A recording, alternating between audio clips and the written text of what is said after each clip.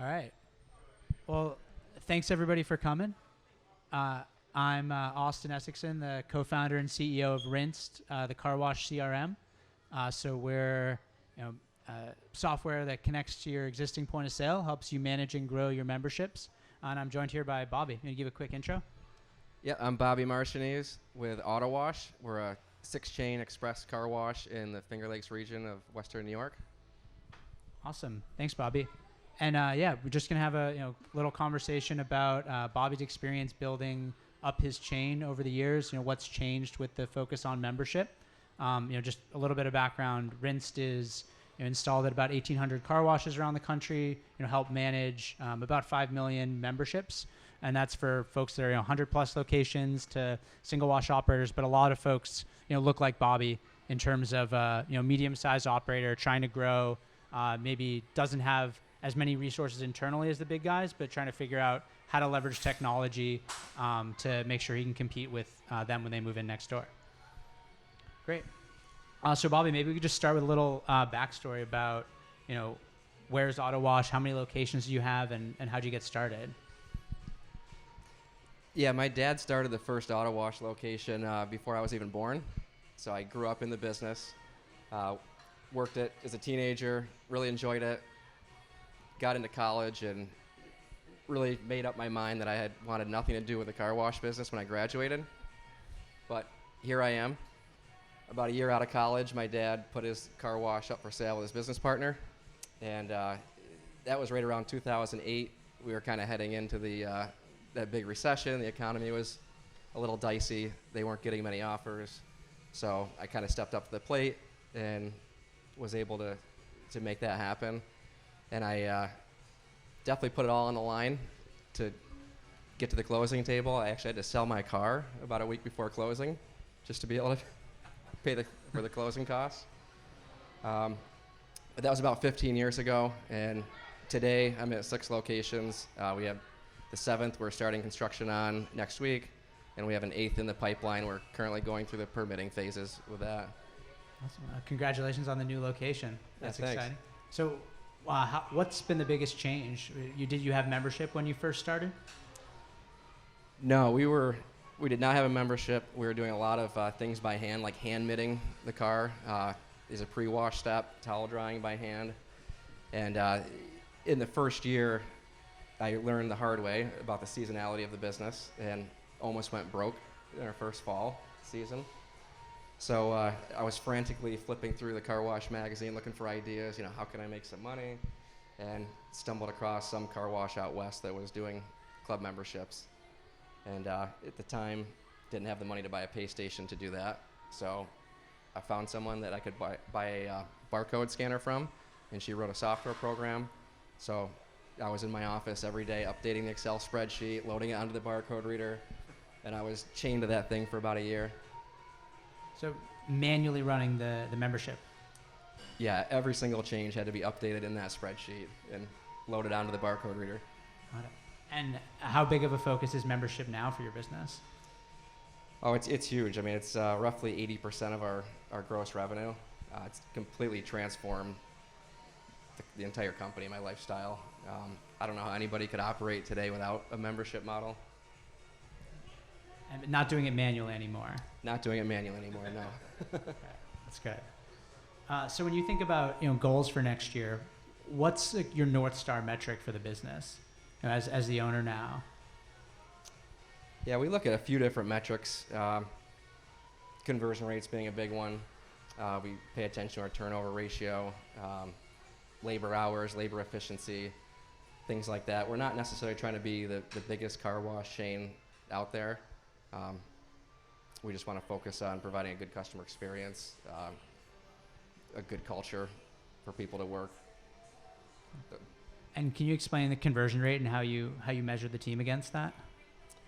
Yep, so we just basically divide the number of retail washes for that period, whether it's a day, a week, or whatever, divided by the number of new clubs sold, and that's how we get that. So every week we look at the prior week's conversion rate, as well as looking at trends monthly, quarterly, compared to prior years. And how do you measure success amongst your team with those metrics? We have a target. You know, we aim for a number, and we come up with ideas as a team on ways to hit that conversion target. At the end of the day, you know, you can only push your team so far, in my opinion, before you start to demotivate them. So really, you know, coming up with ideas as a team to do the best we can to hit those targets. And you mentioned the new site opening. I think you have a kind of unique geography in terms of, you know, it might look to others like it's a pretty, you know, spread out, maybe doesn't have the same population count in terms of just an immediate 5-mile radius. How do you think that affects, you know, your kind of growth plans and how you approach building a membership base? Yeah, so where we're located in the Finger Lakes region, it's pretty rural. The towns are small, but they tend to be kind of hub spots. So there's a lot of shopping where other even smaller outlying towns have to come to do their grocery shopping, go to Lowe's, go to the doctor's appointments, things like that. So when we're looking at demographics, we're not looking at a 1, 2, 3 mile radius like you might in a super big city like Miami, for example. We're looking at 3, 5, 7, and maybe even as far out as 10. So I guess if people are going 10 miles to get their groceries, they might be, you know, more willing to go 7 miles to get their car washed, if that's their daily routine. Right, especially if I'm right next door to the grocery store that they're going to. Yeah, that helps. So for the new site opening, what's the sort of marketing strategy for, you know, making sure those are busy from day one? Yeah, we've kind of found a template that works pretty well for us for new openings. I really like direct mail. That's been really effective for new openings. So we'll send the oversized postcards out with a pretty strong offer, probably 2 months for a penny. That'll be the initial offer. We'll send that out in a 10-mile radius, so we'll hit a lot of people with that. We'll also combine that with free car washes for at least a week, maybe up to 2 weeks. And then really focusing on having coverage at the pay stations. So making sure that when that flood of people come in initially that we're there to sell that club membership and convert that customer. I think the first 90 days is a pretty important time period with a new site. You know, trying to get in as many club memberships as you can in that first 90 days to really carry that momentum forward. And do you have a goal for sort of members by the end of that first 90 days? It'd be nice to hit 1,000. That's our personal goal. Yep. Yeah, I think, you know, what we see is nothing creates more traffic than a busy wash, and the more you can get the word out early and, you know, push whether it's free or a penny to make sure people are, you know, getting there and people can see that highly visible busy wash right from the start. Yep, I agree. Yeah, it's kind of like the snowball effect. Once you get that momentum built up, it kind of carries itself forward. Awesome. So on the membership in general, you mentioned, you know, advertising via direct mail. What else have you tried, and what sort of has and hasn't worked? I feel like we've tried it all, from print to radio, billboards, direct mail. You know, a few of the ones that stand out to us, direct mail, like I just mentioned, occasionally. I think you can overdo direct mail. Billboards and radio, I think it has its place. Maybe if you can get spots at a discount or a trade. But text marketing's been big for us, setting up journeys and things like that through Rinsed. Something else that we like is social media. I think there's still a lot of value in that. Specifically for us, we use that for brand awareness. And with the new site launches, will you have pretty consistent sort of menu and pricing across all of your sites? What's been the strategy there? Yeah, all of our sites share the same menu, and will continue to do so. We're actually in the process right now of updating our menu, so we'll roll that out towards the end of the year. And any new marketing tactics that you're thinking of? I think you mentioned maybe a podcast on the horizon. Yeah, that's been an idea that's been floated around the office. We haven't really talked much more other than a brainstorming session. Really, a lot of our marketing, I guess, has been focused around the customer experience piece. For example, last month we just wrapped up our Customer Appreciation Month. So there was 5 Fridays, I think, in September. So every Friday we were giving away freebies at the pay stations. cookies from a local bakery, or water bottles with our logo on it, air fresheners, free months, and then we also had periodic drawings throughout each week to give away free months to existing club members, which culminated with giving away Bills tickets to this past Sunday's game. Oh, nice.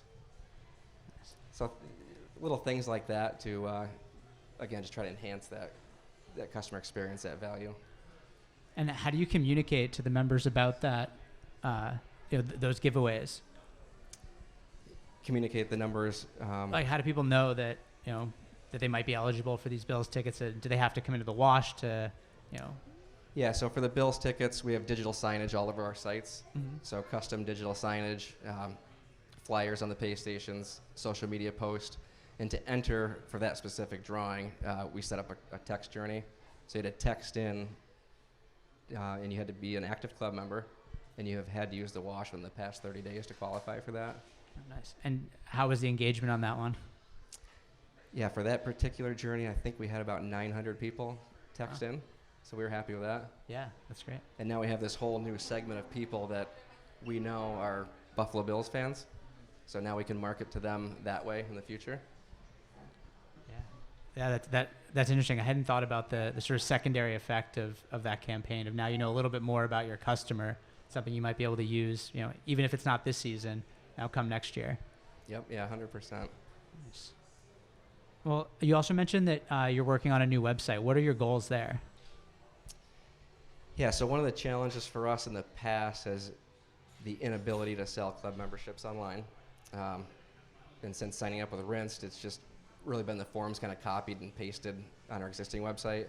I don't think they look that great. So trying to just work that in with a more seamless look and feel. We're also in the process of updating our look, our colors, and just the whole feel of our company from kind of like the royal blue, the bubbles, the fun, to more the darker colored blues, the like a lake vibe, elevated type look, because we operate in the Finger Lakes. Yeah. And so how will you measure the sort of success of this update? Yeah, sign-ups, credit card updates, page visits. Something else we're incorporating with the website too is we're going to start doing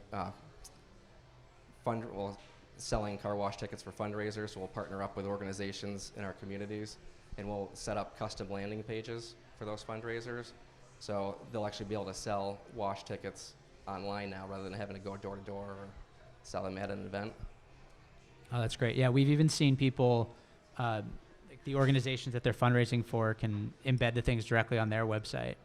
And that's been pretty successful as well. In the same way that keeps the brand and the feel of the checkout process. And I guess you were a one-man band for a long time, and then as the company's grown, you've been able to bring on more resources. So what does that look like in the kind of marketing and member management specifically, in terms of the resources you have on your core team and how that's grown over time? Yeah, it's had a big impact. Two positions that come to mind: one, the marketing position that we hired last year, and we also hired an office manager last year. The office manager handles a lot of the customer service end of the membership management, as well as our fleet accounts and our dealer accounts. So we've really been able to go after those particular customers in the past year. And then on the marketing end, really just being able to coordinate like this website update, for example, to make it easier for customers to recharge online, things like that. And so with these new resources, how do you think about your overall marketing budget? Well, we never had one before. So that's one part. It's nice to actually have a marketing budget and sit down and really think about a strategy and what that looks like, what goals we're trying to hit, and at the end of a quarter or a year, be able to reflect back on that strategy and see if it worked. And are those goals mostly membership? Is it just new retail customers as well? It's usually based around membership. That's usually the biggest goal, yep. And you have LPR at all your sites now, right? About half of our sites have LPR. About half, okay. And how's that rollout been? It's been good. I think ICS is who we use for our point of sale system, and I think they've worked out all the kinks finally with LPR. So we use that as our primary source of reading a membership versus the RFID, and it's faster, and then you don't run into the issues with the electronics in the windshield on some of the newer models. So you're able to sign up any customers essentially. Yeah. And I guess once you get the online sales going, that'll be a pretty seamless customer experience for those LPR folks. Correct, because then that customer technically wouldn't have to come into the wash to pick up a tag. Mm-hmm. Yeah, we saw a big push for those during COVID when people were forced to go touchless, and now that you've trained the consumer, it can be just like a really nice, seamless experience for them. Sure, yeah, 100%. And so other than the site launch, what are your kind of internal goal for next year around initiatives that you really want to push? Yeah, really it's getting site 7 and 8 up online. Those are the main two goals. Other than that, the big focus really is just around improving the customer experience, as well as further improving our culture. Prior to COVID, we started tracking our turnover ratio. That's another metric that we track, and we were hovering around like 140% pre-COVID, and we've gotten that down to right around 40%. Wow. So that's a huge improvement. Of course, we'd like to see it hit 0. And what do you think drove that change? Because that must make it so much easier to staff these sites, particularly as you grow. Yeah, in the past few years, we began writing down a lot of things, whether it's our vision, our goals, our core values being a big one. And now that we have our core values written down and defined, it's easy to share that with everyone in the company. And then we can hire around those core values, we can train around those core values, and I think that's made a big difference. Yeah, that's great. I think we have some time now for just some questions from the audience. We've got some from folks who couldn't make it. This is for Austin or Bobby. Someone asked, as of late I've noticed that instead of having issues selling memberships, I'm dealing with the issue of member cancellations. I'm interested in hearing strategies for retaining members when they want to cancel. What has worked well at your car washes? Just repeat the question. Sure. So the question was having trouble managing people who want to cancel. Are you doing that at the store? Is that taking up manager's time? And what have you seen work well for turning those cancellations into continual members? Yeah, so one thing we've done this year for this exact situation is any customer that cancels online or by phone, which I think that's roughly accounts for half of our cancellations, we would just simply ask them the question, why are they canceling? And we would start to document that, and they would kind of fall into like 4 or 5 different categories. Maybe it's money, maybe they're moving, maybe it's the quality of the wash, whatever that is. And then once we had enough data, then we could start to see patterns and decide, what do we need to focus on? So I think that would be a good start. And any changes you've made based on that information, or still capturing the data there? No, we've definitely made some changes. One big reason was money. That hasn't been as big of a reason lately. So then we started to get creative, like offering the downsell feature, essentially, but over the phone. Yep. So downselling them to a lower package, maybe offering a discount for next month or even a free month. And we would try different things like that to see what worked.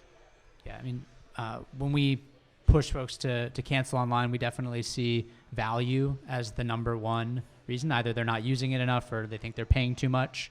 And so what we found to be really effective is, as long as it's someone who really isn't using it that often, can we come up with a plan that's going to keep them profitably? If they're going less than 2 times a month, I might be happy to give them a 30% discount.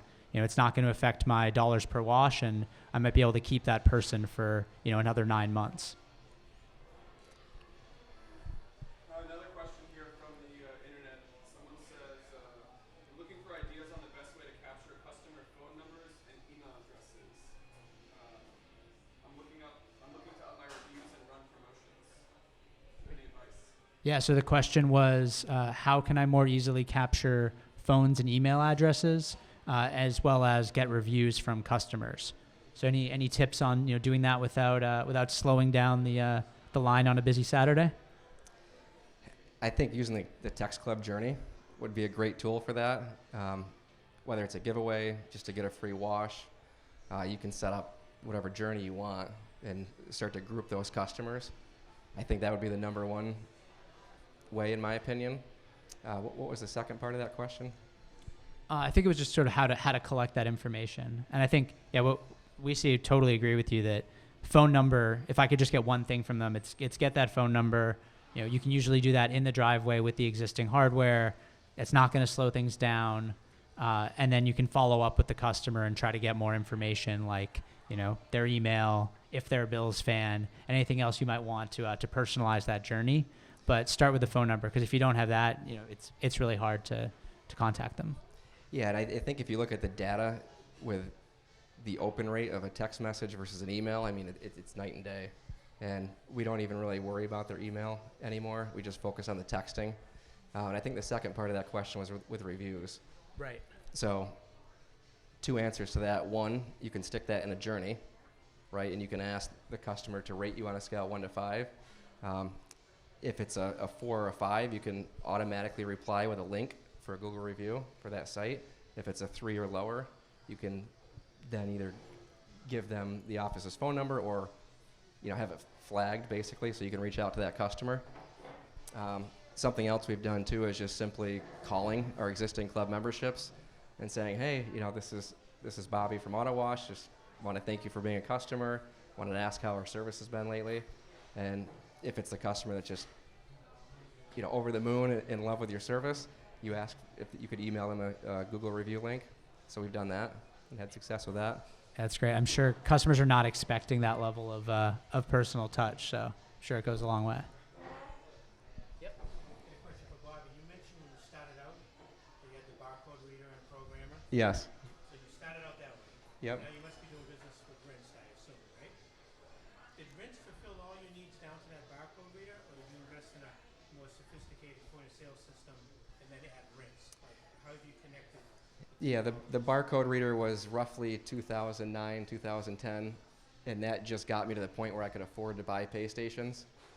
And then I ran I still have pay stations, so. And who do you use for that point of sale? We use ICS. Yep. So you got yourself up to an ICS level and then connected to Rinse to complete the integration? Yeah, where pretty much all the pay station companies fall short, in my opinion, is the ability to sell clubs online and allow the customer to update their credit card online without creating an online account. It has to be as easy as possible. So that's where Rinse stepped in. Last question that was emailed in. How are you using ChatGPT or AI software at your wash? All right, Bobby. The question was, how are you using ChatGPT or AI software at the wash? I'd have to ask Lindsay in marketing that question because I've heard her mention those words, but we haven't talked about it. Got it. Yeah. I think it's still such early days, and this is changing, every day.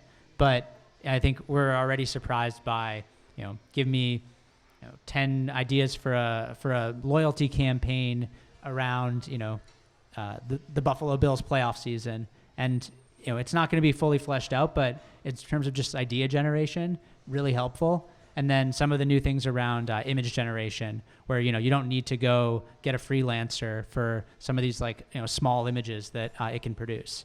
So I think we're going to see more and more of that. Now that I'm thinking about it, I do recall somebody in our office typing to ChatGPT, what are the best locations for a car wash in the Finger Lakes? And I think they inserted some we want this traffic count, this population, and it did give us 5 locations back. And out of those 5, I think 2 or 3 were ones that we thought were going to be good locations anyway. So, yeah, it's worth asking the question, I guess. Yeah. All right. I didn't know what you guys did till today. I've learned a lot today, and I see the need you fulfill. Are you concerned at all with the point-of-sale companies, the DIBs, the ICSs can just add that functionality? Like, what's your strategy to make sure you're ahead of them? Yeah. So the question was, are we concerned, being a car wash CRM, that the point of sales might just build this functionality?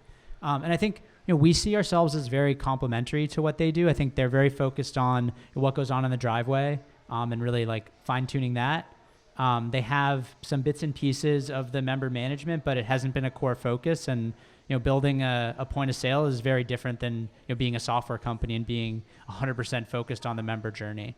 And the other thing I would note is we have a lot of customers that are across multiple point of sales, and it's very hard for one point of sale to really play nice with another necessarily. How do you motivate your staff to push memberships? It's a good question. We've talked about this a lot in the last year and focused on this. It is difficult. If you're asking them to get out there, at least in my experience, if you're asking them to get out there every single day and try to sell clubs and hit a conversion rate, they're going to get worn down pretty quick. So the approach that we've taken is to concentrate all their energy into a few days every month and do like these pop-up flash sales. So we'll call it last minute. We'll just look at the weather every day, and if we see a string of what we think is the best weather this month, we'll say, okay, we're going to do a pop-up flash sale for 3 days, 1 month for a penny, and let's get out there. We'll buy the guys lunch, have a little friendly competition, and they'll give it their all for 3 days. But then after those 3 days, they're happy going back to just general customer service. Great. Well, I think that's we got time for one more. Yep. I listened to the seminars this morning about these salesy types on how you approach a customer and how you don't offend them and how you don't put too much pressure, and it made perfect sense. But all I could come away was the type of employees I have under the car wash are the type of guys who can do that. It's two different skill sets.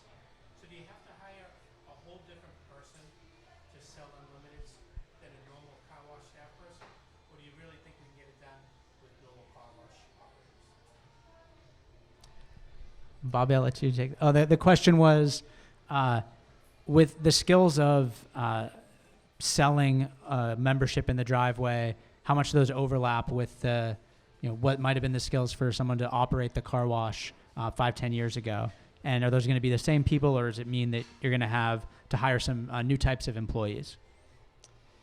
Yeah, if you're talking about taking your existing staff and then introducing this new sales approach, I think it's difficult because that's not what they signed up for. And this is why we've kind of landed on this this flash sale approach, where we spend a few days every month really focusing on the sales piece, and the rest of the month is more customer service. We're not quite in big enough markets, in my opinion, to afford a full-time salesperson at each location. But if you're in a bigger market, I think that might be a direction to explore. Have you seen other models, Austin?